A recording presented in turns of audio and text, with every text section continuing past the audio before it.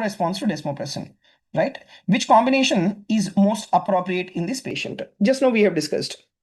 Yeah, so it is a very simple one. That is, it is your lithium-induced diabetes insipidus. What are the drugs which will be causing nephrogenic diabetes insipidus? What are the drugs which will be causing nephrogenic diabetes insipidus? Yes, we have multiple drugs. We have amphotericin B, we have aminoglycosides, lithium, then we have methoxyfluorine, then we have demiclocycline, then we have rifampicin. Okay, so these are the drugs that will be causing nephrogenic diabetes insipidus. And in case of lithium-induced diabetes insipidus, specifically, the drug of choice is amiloride. Very important. Why? What is amiloride? It is an INAC blocker. And how will the lithium enter into the tubule? Lithium will enter into the tubule through INAC channel. So in order to see that the lithium does not enter into the tubule, you need to block the INAC channel. That is by amiloride. Okay. What is another INAC blocker? What is another example of the INAC blocker? One is amiloride. What is another one? Very good, Janani. It is your tramterine. Tramterine is another alternative INAC blocker. Okay. So here the answer is the second option. Then we'll move on to third question. Right.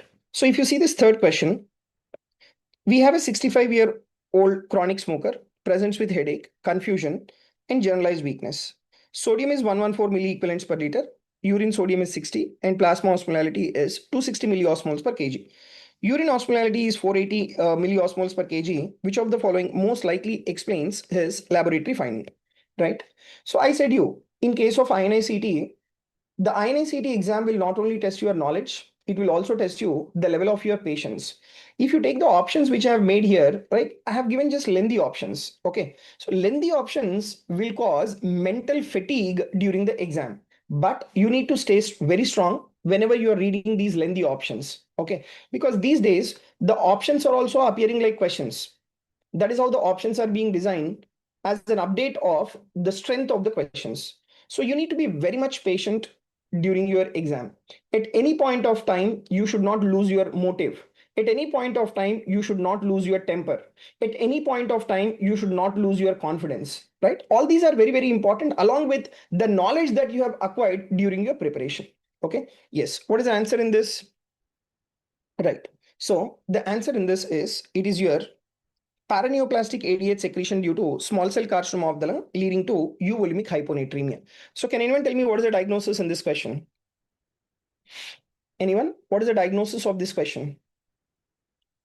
Yes, very good. So diagnosis of this question is SAADH. Why are we considering it is an SAADH? Because the patient is having, or the patient is a chronic smoker. Now, can anyone tell me what is the cause of the SAADH in this patient? What is the cause of SAADH in this patient?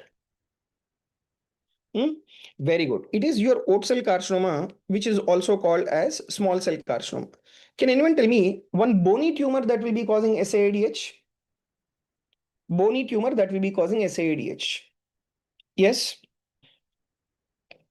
Very good. So the bony tumor that will be causing SAADH will be the Ewing's carcinoma or Ewing's malignancy, right? And in patients with SAADH, they will be having euvolemic hyponatremia. And the clinical features that you will have is mainly because of the hyponatremia, where the individual will be in a state of altered sensorium. There will be headache, projectile vomiting, seizures, coma, and finally death. And hyponatremia is euvolemic hyponatremia. In which conditions you will be having hypovolemic hyponatremia?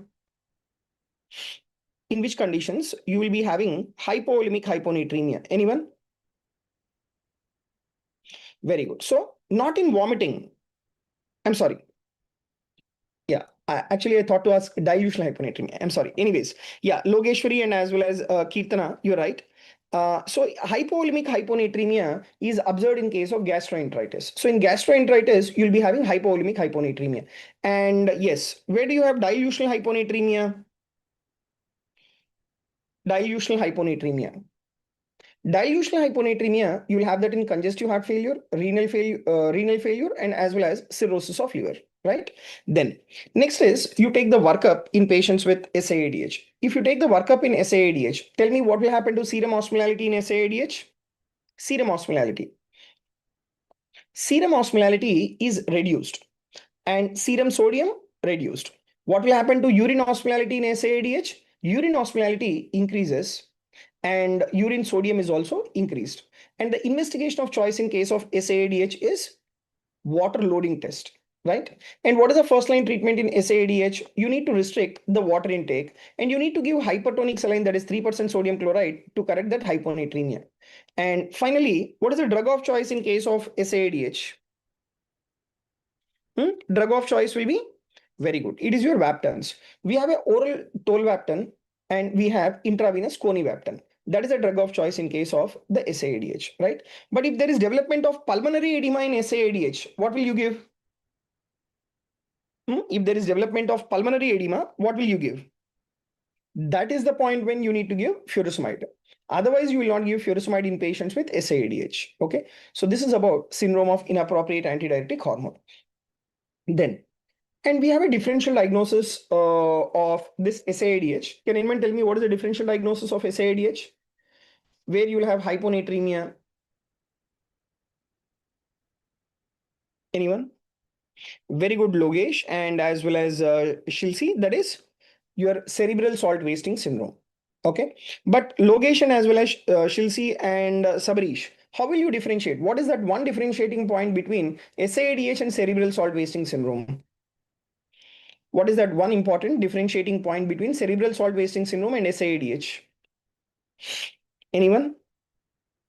So that one differentiating point is the volume status. In SAADH, you will have euvolemia. Whereas in case of cerebral salt wasting syndrome, you will be having hypovolemia, hypotension will be there, and reflex tachycardia will be there in case of cerebral salt wasting syndrome. Otherwise, in both of these patients, you will have hyponatremia, and in both of these patients, urinary sodium increases, right? Yeah, it is your hypovolemic status that will be seen in cerebral salt wasting syndrome. Next question. 24-year-old women with type 1 diabetes mellitus presents with abdominal pain and deep rapid breathing. ABG 7.08 is a pH, bicarbonate is 8 milliequivalents per liter, potassium 5.6. After insulin and the fluids, potassium drops to 2.7 milliequivalents per liter. Which mechanism explains this paradoxical potassium fall? First option, osmotic diuresis increasing the potassium increases renal potassium reabsorption. Second, insulin drives the potassium intracellularly. Third, acidosis causes enhanced renal tubular potassium secretion.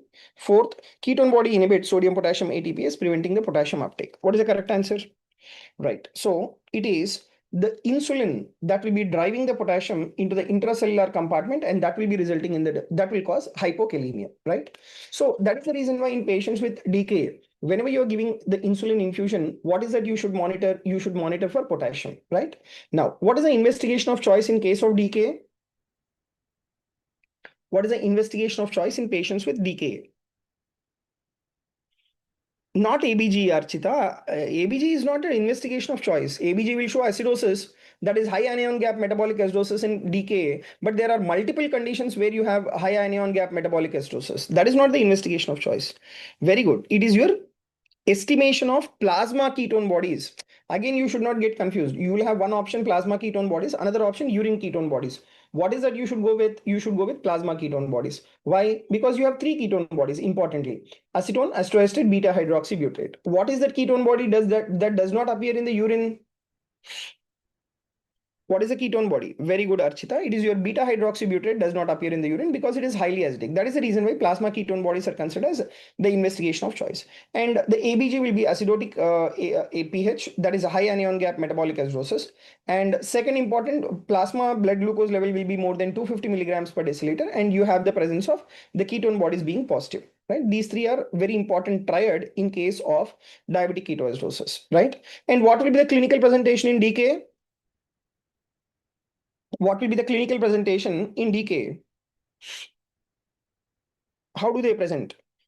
Acha, patient will come and tell I am having Kussmaul's breathing. Yes, Laksha. Patient will come and tell that I am having Kussmaul's breathing. Yes. So the clinical manifestation is your abdominal pain. They'll have vomiting. Okay. And they'll be having labored breathing. There will be increase in the rate and as well as depth of respiration. Okay. So this will be the presentation and background history of diabetes mellitus. And if you take the smell, you will have a fruity odor. And on examination, you will be having this Kussmaul's breathing, which is nothing but increase in rate and depth of respiration. And they'll have having the features of dehydration, that is hypotension and reflex tachycardia will be there, and respiratory rate will be increased, and you will have abdominal tenderness. And what is the first line treatment in case of DKA? What is the first line treatment in case of DKA? Yeah, so the first line treatment is IV fluids, where you need to give normal saline, followed by that. And always remember, in the question, what is the next step in the management if the question is asked in the in the question of DKA? If suppose if one of the option is ABG, you should go with ABG, right? If one of the option is, next step in the management is the question that they'll give you. If the options are ABG first option, second option IV fluids, third option bolus insulin, fourth option insulin infusion, then what is the next step in the management? ABG first. Then immediately you go with the IV fluids. Okay, that will be the series. And again, sometimes they may give you questions like potassium of the patient is 3.2 and a clinical case scenario of DKA they'll give you. So what is that you should do? You should correct the potassium first before giving insulin. That is very, very important. Okay, so this is about your DKA management. And so the electrolytes that you should monitor is, you should monitor potassium whenever you are giving this insulin infusion. Done? Next. And what is the most common acute complication in your type 2 diabetes mellitus? What is the most common acute complication in type 2 diabetes mellitus?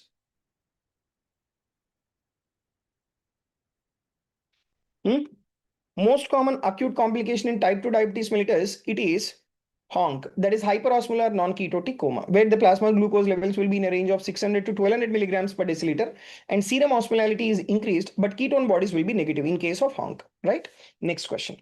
58-year-old diabetic for 15 years presents with gradual blurring of vision. Fundus shows microaneurysm and there is hard exudates and neovascularization. Which mechanisms explain this particular change?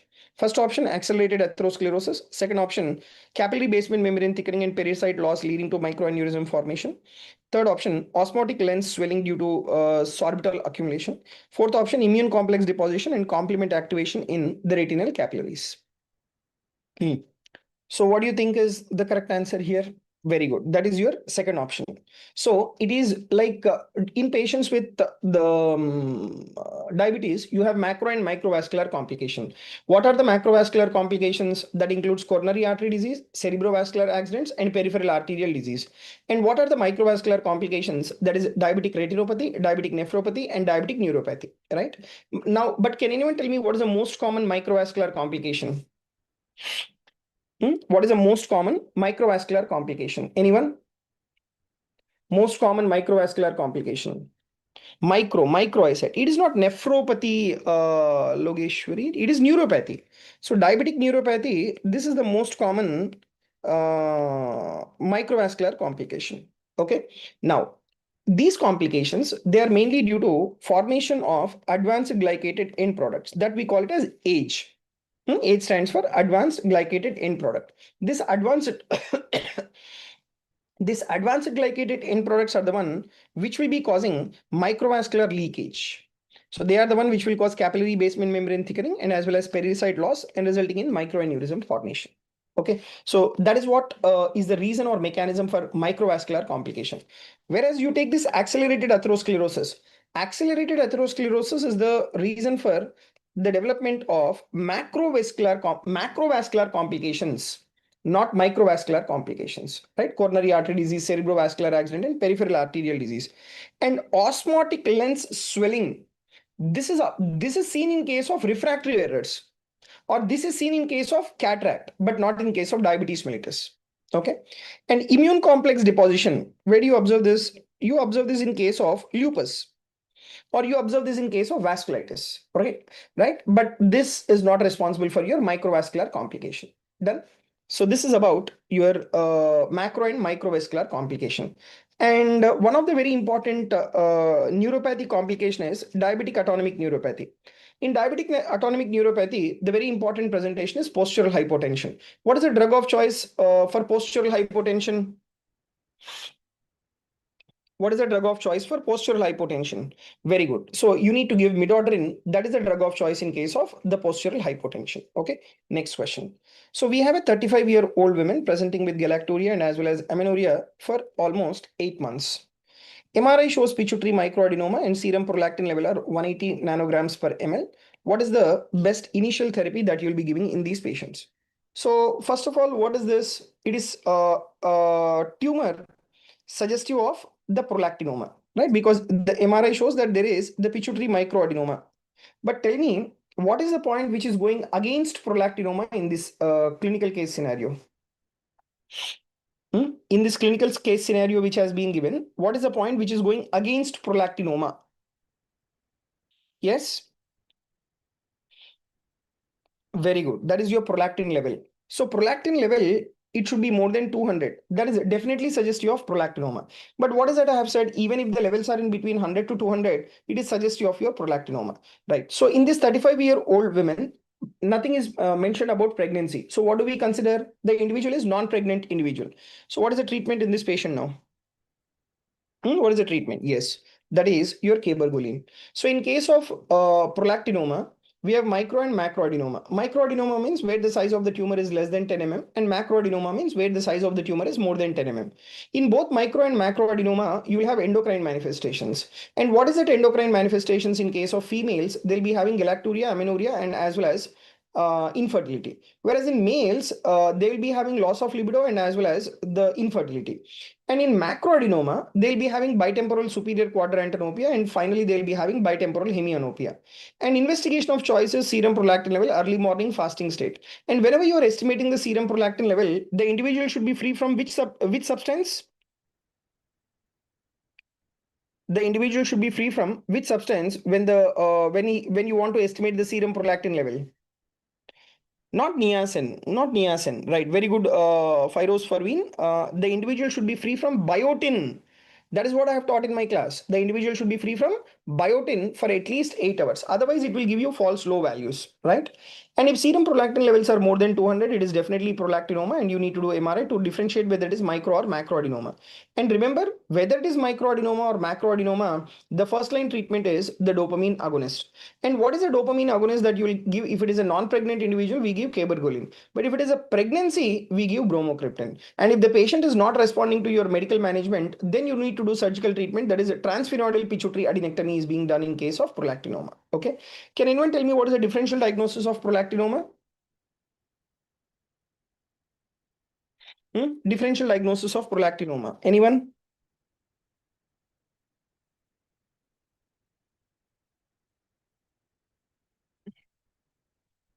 None of you. What is the differential diagnosis for prolactinoma? Not Sheehan syndrome. Why Sheehan's Janani? Hmm? We have one, answers coming up from some of you, that is craniopharyngioma. So craniopharyngioma is a differential diagnosis for your prolactinoma, because even that will also cause galacturia, and as well as even that will also cause visual impairment. But in case of craniopharyngioma, it is a bitemporal inferior quadrantenopia. And age. Craniopharyngioma, the age of presentation is bimodal age of presentation. It is seen in children and as well as adults, right? And the investigation is you need to do MRI. When you do biopsy in craniopharyngioma, what does it show? What does the biopsy show in craniopharyngioma? Anyone? I have discussed that in my class. Yeah, so you'll be having the cholesterol crystals. You'll be having the cholesterol crystals. That is what you'll have it in the biopsy. And the treatment is you need to do surgical resection. Following surgical resection, you need to give radiotherapy. Only surgical resection, incorrect. After surgical resection, you also need to give radiotherapy in patients with prolactinoma, right? Next question. We have a 70-year-old man with coarse facial features, oily skin, enlarged hands, presents with diabetes. Random growth hormone is 12 nanogram per ml, and after oral glucose load, 75 grams, growth hormones remain 9 nanogram per ml. That means it is failing to suppress. And the MRI shows pituitary macroadenoma. Which of the following is the most specific diagnostic test in this patient? The options are lack of growth hormone suppression after 75 grams of oral glucose. Second option, low growth hormone with low IGF-1 confirming functional adenoma. Third option, elevated IGF-1 levels with normal growth hormone levels. Fourth option, paradoxical fall in growth hormone with TRH stimulation. Yeah, what is the answer?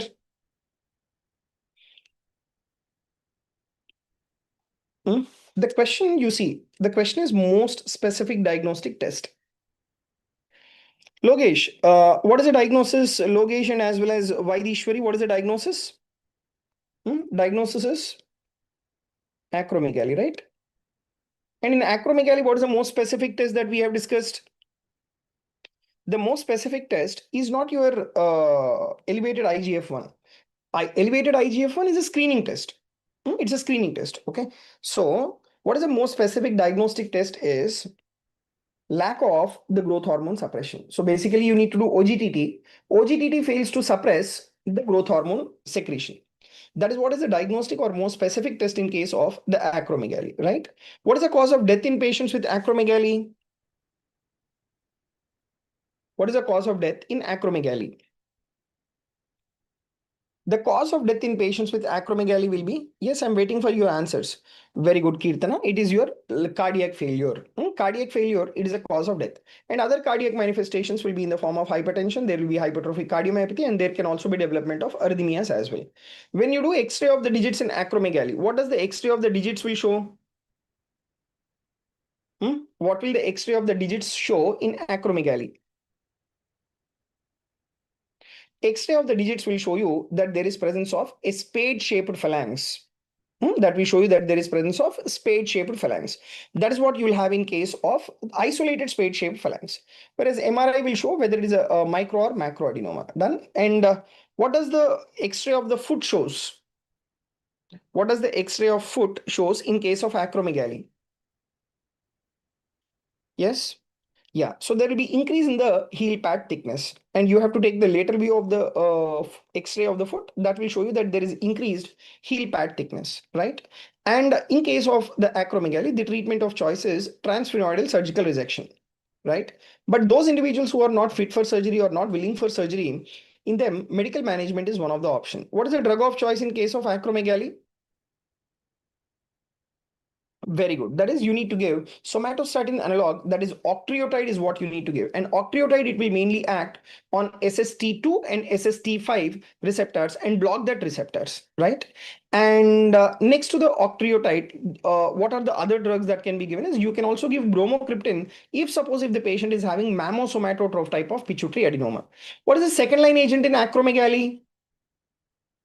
Very good. That is your pegvisomant. That blocks the receptors for growth hormone in the liver, and it will reduce the IGF-1 levels. Okay. What is leronvarfism? What is leronvarfism? Yes, it is growth hormone receptor resistance. Growth hormone receptor resistance. Okay. And what is the treatment in case of leronvarfism?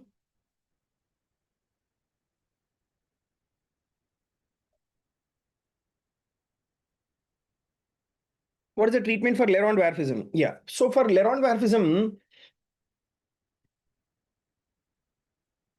yes. So you need to give somatomedin or you need to give IGF-1. Somatomedin or IGF-1 should be given. Okay. Right.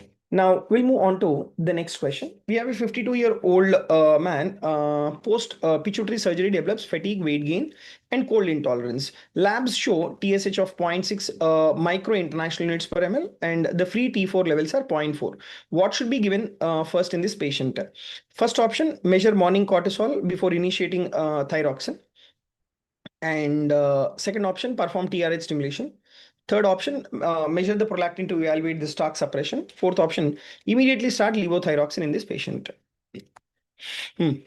What is that you want to do in this patient? Right. So what is this diagnosis?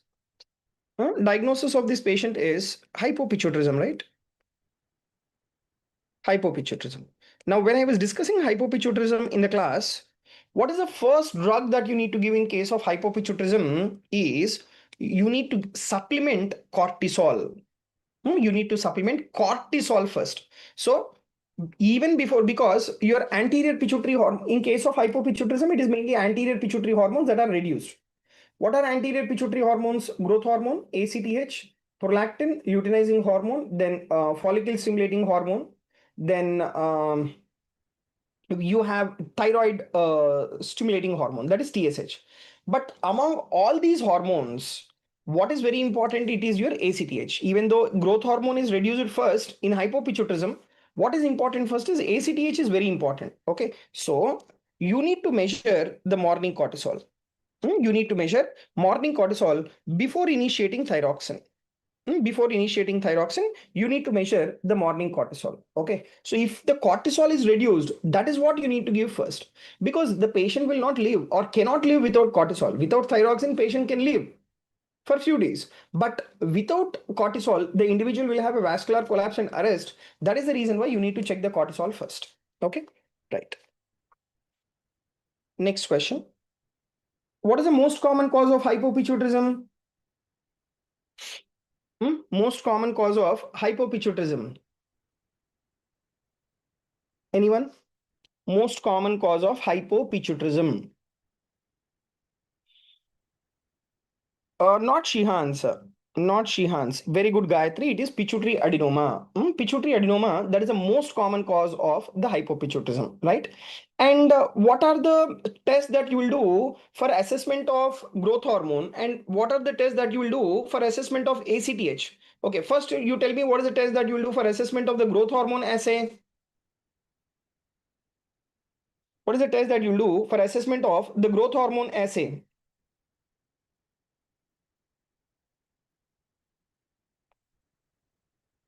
Very good. That is your arginine infusion test. And what is the test that you will do for assessment of ACTH levels?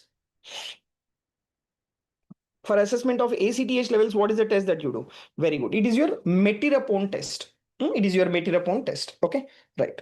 Next question. We have a 35-year-old woman with central obesity and violaceous tray and hypertension. This patient is having cortisol increased, ACTH increased, dexamethasone 1 milligram test, no suppression, 8 milligrams test, cortisol suppression by 60%. What is the likely diagnosis in this patient? Exogenous glucocorticoid use, ectopic ACTH syndrome, adrenal adenoma secreting cortisol, and then Cushing's disease. What is the answer? Kartika, why did you answer A? Yes, Logeshwari, why are you answering A? Right? So can anyone tell me what is the diagnosis here? Is it iatrogenic Cushing's? Anyone? Is it iatrogenic Cushing's? It is not iatrogenic Cushing's, right? It is Cushing's disease secondary to pituitary adenoma. How are you telling that it is a Cushing's disease secondary to pituitary adenoma? Your low dose dexamethasone. That means you give 1 milligram dexamethasone, 1 milligram dexamethasone, no suppression. 1 milligram dexamethasone, no suppression. Whereas high dose dexamethasone, 8 milligrams, there is suppression of cortisol by 60%. In which type of Cushing's, your high dose dexamethasone will cause the suppression of your ACTH and steroid? That is in case of the pituitary adenoma. That is your in case of pituitary adenoma. So in case of pituitary adenoma, we call it as the Cushing's disease. Whereas in ectopic ACTH, you don't have suppression of your ACTH or steroid in spite of high dose dexamethasone. So this picture, whatever has been given to you, is pituitary adenoma, where there is suppression of ACTH and steroid after giving high dose dexamethasone, that is 8 milligrams. Okay. So the answer is Cushing's disease here, right? Otherwise, what is the most common cause of Cushing's? Otherwise, what is the most common cause of Cushing's? Anyone? Very good. Most common cause of Cushing's is exogenous steroid supplementation, that is iatrogenic steroid supplementation. What is the most common cause of non-iatrogenic Cushing's? Most common cause of non-iatrogenic Cushing's will be, that will be your pituitary adenoma. And most common cause of ACTH dependent type of Cushing's, that is pituitary adenoma. What is the most common cause of Cushing's disease? Pituitary adenoma. Whereas most common cause of Cushing's syndrome, that will be your iatrogenic steroid supplementation, right? And most common cause of ectopic ACTH production, small cell carcinoma. Most common cause for ACTH independent type of Cushing's, that is adrenal adenoma. Then what is the earliest clinical manifestation in Cushing's? What is the earliest clinical manifestations in Cushing's? That will be weight gain, and that is responsible for the development of insulin resistance and type 2 diabetes mellitus. Done. And the next important is, what is the earliest biochemical change in Cushing's? What is the earliest biochemical change in Cushing's? The earliest biochemical change in Cushing's is loss of earliest biochemical change. I'm waiting for your answers, guys.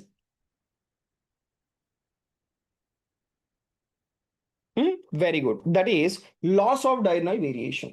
That will be loss of diurnal variation. Okay. And what is the treatment of choice in case of your Cushing's? It is surgical resection. That is a treatment of choice. And if the patient is refractory to if there is recurrence after the surgery or patient have any contraindications to surgery, then you need to give medical management. In medical management, what is the drug of choice?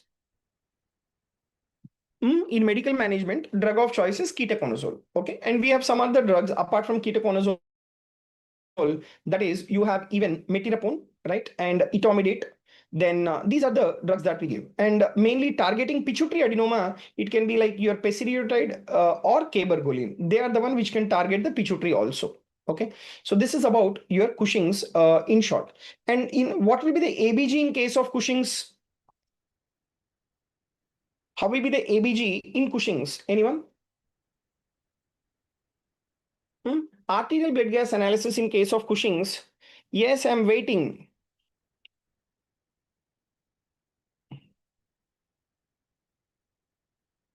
Alkalosis. Yes. So you will have a hypokalemic metabolic alkalosis. Why hypokalemic metabolic alkalosis? Because ectopic ACTH will be the source for, or ectopic ACTH produced steroids. They will go and activate ENaC. Ectopic ACTH steroids, they will go and activate the ENaC channel, right? And once the ENaC channel is being activated by ectopic ACTH produced steroids, that will cause sodium and water retention, potassium excretion, and H plus ion excretion. So potassium excretion and H plus ion excretion will result in the hypokalemic metabolic alkalosis, right? So that is the answer. Done. So that was about your Cushing's. Next question. 40-year-old hypertensive women with hypokalemia. Aldosterone 28, plasma renin activity 0.2. Aldosterone renin ratio is 140, which is increased. Saline suppression fails to suppress the aldosterone. What is the next best step in this patient? Can anyone tell me what is the diagnosis? What is the diagnosis in this scenario? Yes.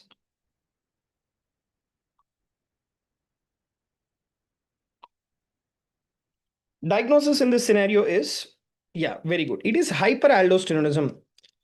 We don't tell the word directly Conn syndrome. It is hyperaldosteronism. Okay. And that too, what type of hyperaldosteronism? Primary hyperaldosteronism, right? Now, tell me, why don't I use the word cons? Yes, Abhinaya, Mohammed, Amir, Hari, and Sabarish. Why don't I use the word cons in this patient? I use the word primary. Why? Because if you take the etiology, yes, most common cause for primary is what it is, your bilateral adrenal hyperplasia, right? Bilateral adrenal hyperplasia. And whereas most common cause for Conn syndrome, it will be adrenal adenoma, right? So we use the word cons only for adrenal adenoma. We don't use the word cons for primary hyperaldosteronism. So most common cause for primary is what? That is bilateral adrenal hyperplasia.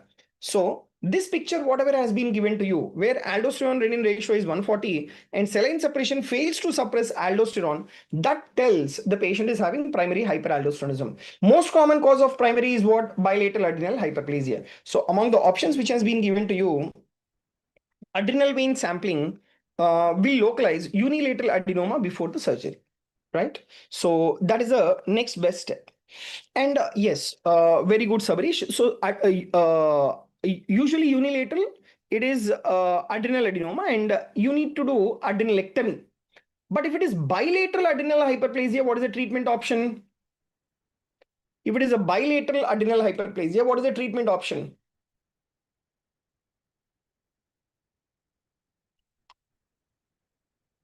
No, no, no, no, no, no, no.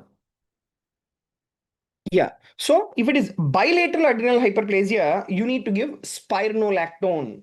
You need to give spironolactone, because if you do bilateral adrenal resection, there will be steroid deficiency also. So that is the reason why, to avoid that, we give spironolactone if it is bilateral adrenal hyperplasia. But with this spironolactone, what is the important adverse effect? Hyperkalemia and tender hepatomegaly. So to avoid the development of tender hepatomegaly, what is the alternative drug? You need to give eplerenone. You need to give eplerenone. Okay. Right. So that is about bilateral adrenal hyperplasia. So to make out bilateral adrenal hyperplasia, you need to do adrenal vein sampling. If adrenal vein sampling shows increase in mineralocorticoid or increase in your aldosterone in both the adrenal veins, then we consider it as bilateral adrenal hyperplasia. Done. Next question. Right. So if you see question number, that was about your cons. Right. Next, 28-year-old women presents with hypotension, weight loss, hyperpigmentation, sodium 125, potassium 5.6, glucose 68, cortisol 2 micrograms per deciliter, ACTH is 180 picogram per ml. What is the mechanism? So there is hyponatremia, hyperkalemia, hypoglycemia, cortisol